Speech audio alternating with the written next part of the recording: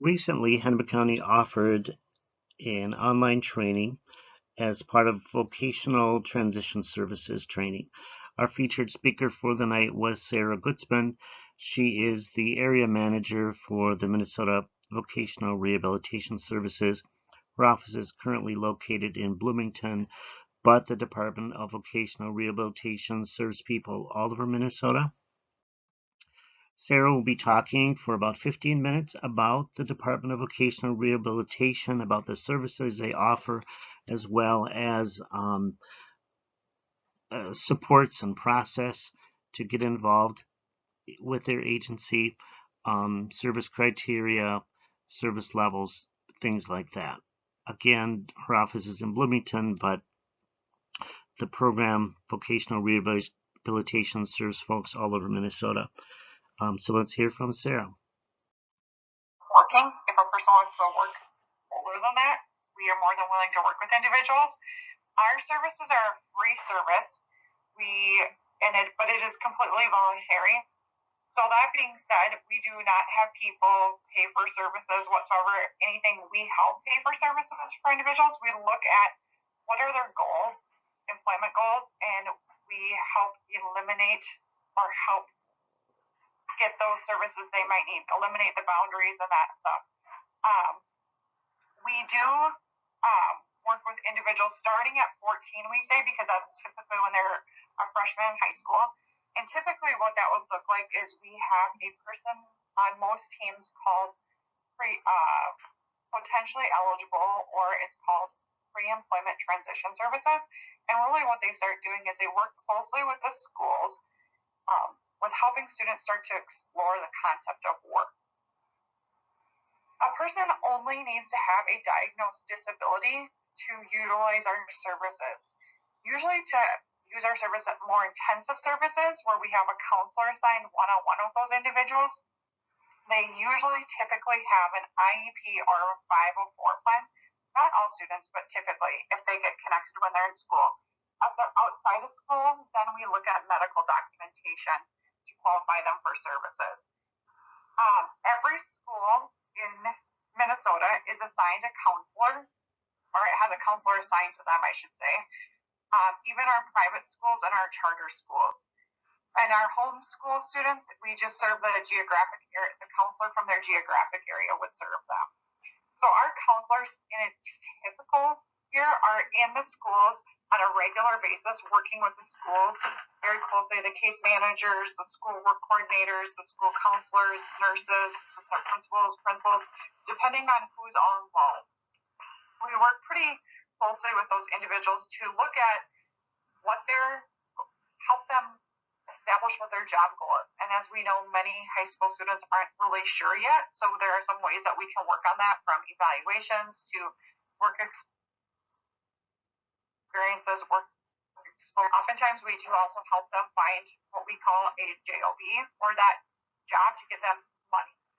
Because as we all know, having that can have them, even if it's a volunteer exposure, that exposure is going to help them start to narrow down what they want to do for a job, even if it's things that they know for sure they don't want to do for a job. We start to help, that helps them look at future full-time jobs. So, let's see, where do we want to say start? So listed on here is what pre-employment transition services we all provide, and there's, as you can see, a whole list of slew of activities that may happen.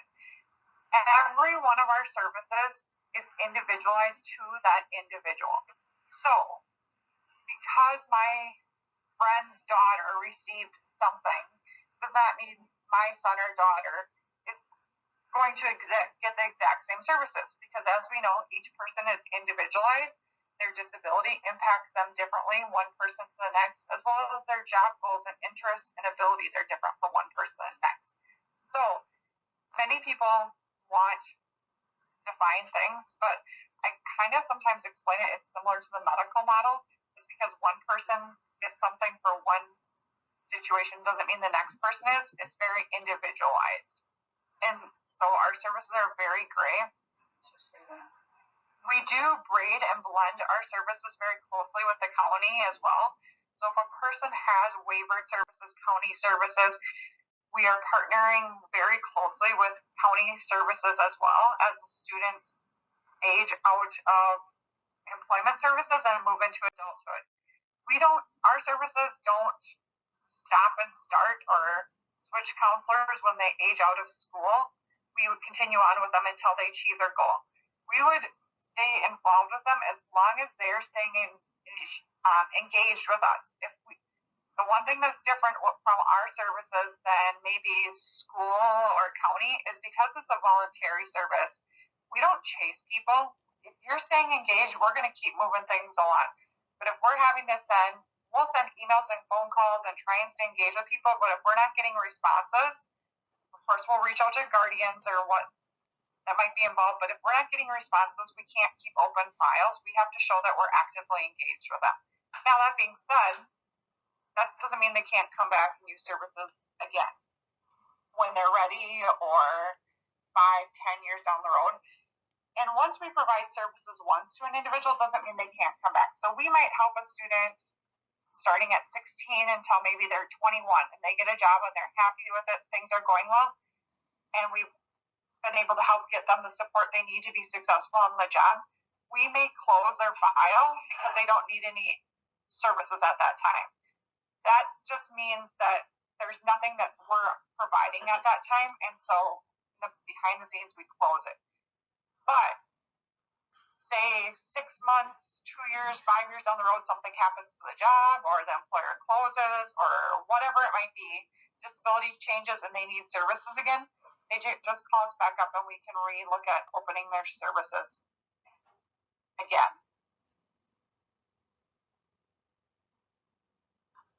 If a student gets a job and they're good with that for the next 2 years, and then after 2 years they're like, you know what, this job's going well, but I'm not quite sure how to promote myself or how to find a new job, they can always call us up for that as well. How to find out who the counselor is assigned to each school. If you have a school case manager or you have somebody from the school, if you talk to them, they will know. We also have on our website and it's right on the deed, Vocational Rehab Services, and we can send that out as well. And I think I've given that to Kate, a direct link of where you would find who the counselor is assigned to each school district. And we do it by district because that works better than trying to figure out schools. Once a person, and I see a question here from Dawn, a person becomes, that must be the guardianship question. Well, I don't know if that's a question for me or for the last conversation. I'll let her clarify later. But yeah, that was more of an earlier question. Okay, that's what I thought, but I was like, as I read it, but I just want to make sure. There are other projects that we work with students in schools. There's some different programs called Project Search, some different training programs. The other part of our services is that we are closely connected to businesses in the community. Many of you may know of businesses or federal businesses or other businesses where they have part of their EEOC is making sure they hire diversified employment, but also making sure that they know how to support their employees appropriately. We work very closely with all employers, and we do a lot of educating of employers, hiring procedures with employers. Many employers reach out to us when they're doing hiring.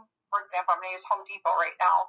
They're doing a huge hiring for all their seasonal positions, and they reach out to us because they know often, because they worked with us in the past, when we help individuals get jobs, we stay involved with them, and they have almost like that additional support to the employer. But also, if they need accommodations, we're there to help. If there's some extra training, we're there to help. And we work really closely with many employers with hiring practices.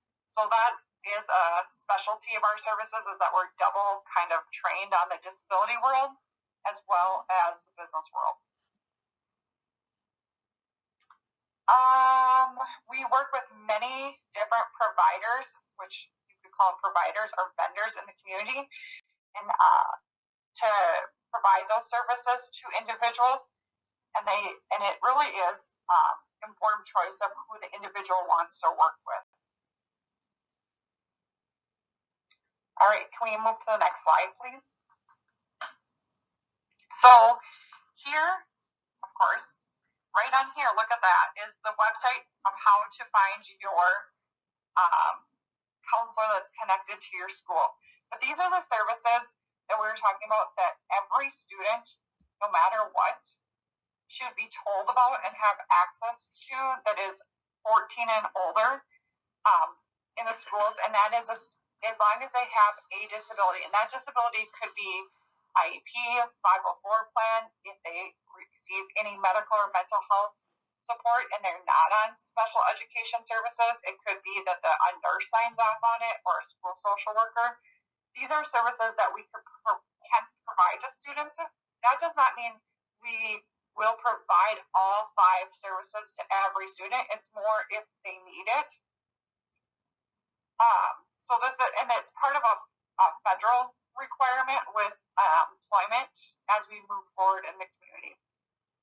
And Carrie has a question. Would you contact your counselor to inquire about getting a student involved on volunteer opportunities? Are these summer opportunities available in summer? So if you want, you can contact your counselor to talk about getting summer opportunities. The thing that I will explain is that'll be an ongoing conversation of what are they looking for from the summer, and is that something they want to continue once school happens, or is it only a summer? Because as we all know, there are limited summer experiences, and it depends on if the goal is to have paid experience or if it's a volunteer experience. It's much easier to find a volunteer experience in the summer than a paid experience. That doesn't mean they don't exist, but then the conversation would continue of, okay, if you get a paid experience, is that something you'd like to continue to have during the school year? Why not?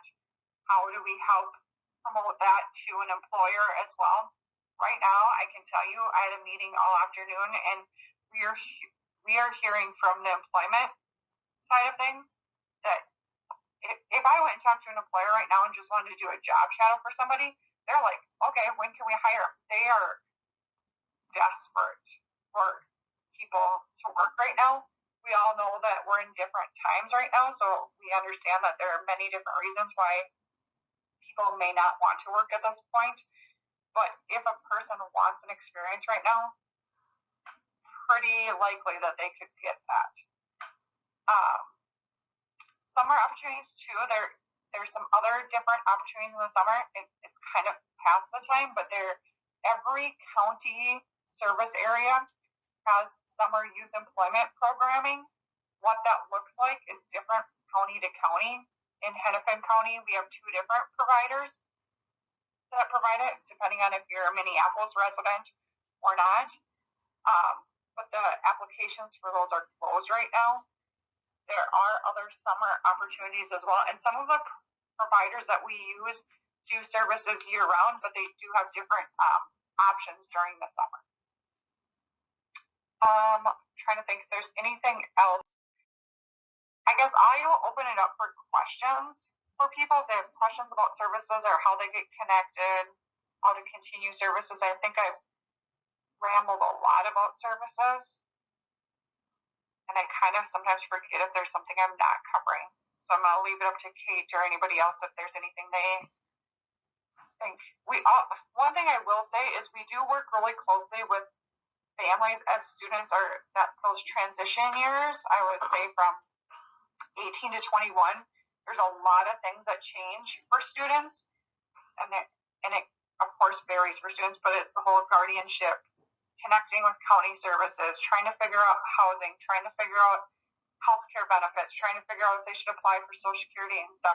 We do work with families on that and help provide resources to get connected with that stuff if they're looking for that.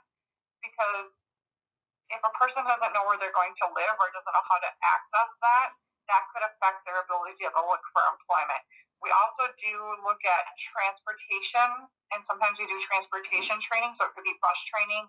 We can connect people with Metro Mobility. We are certified to sign off on Metro Mobility applications, and we can pay for training for that. Sometimes we help pay for somebody to work with individuals to obtain their driver's permit. Not saying that they'll ever drive, but having knowledge of the road rules is important sometimes. Sometimes we do pay for driver's training if it is a barrier to employment. Sometimes we help pay for training programs or hands-on training programs, apprenticeships, sometimes post-secondary, sometimes assistive technology, anything that is going to help eliminate barriers to people to obtain their job. So it could also be interview clothes or uniforms for a job or equipment for a job. Sometimes we can look at that. We do also help sometimes people start small businesses if that is something that they're looking into. I don't think there's anything else. Okay, so we'll leave it there for now. We wanted to provide you that information. That's really, really helpful. If you have additional questions about the Department of Vocational Rehabilitation, please contact your case manager or the Department of Vocational Rehabilitation directly. Thank you.